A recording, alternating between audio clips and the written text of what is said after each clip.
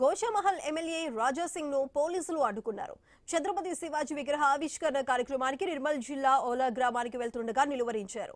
తెలంగాణలో హిందూ వ్యతిరేక ప్రభుత్వం ఉందని రాజా సింగ్ విమర్శించారు.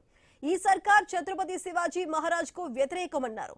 తనను మెదక్ జిల్లాలో శంకరంపేట పోలీస్ స్టేషన్లో ఉంచారని మండిపడ్డారు.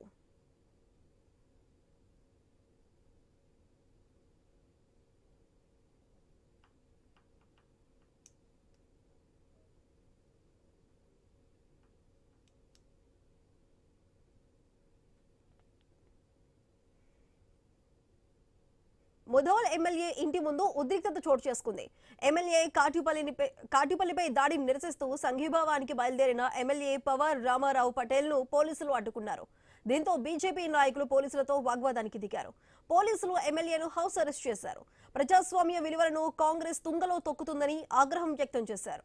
కామారెడ్డిలో కాంగ్రెస్ సర్కార్ రాజ్యాంగాన్ని ఖూనీ చేసిందన్నారు. శివాజీ విగ్రహావిష్కరణకు వెళ్తున్న రాజాసింగ్ ను అరెస్ట్ చేయడం దారుణమన్నారు. రాజా సింగ్ వచ్చే వరకు శివాజీ విగ్రహాన్ని ఆవిష్కరించేది లేదని తేల్చి చెప్పారు.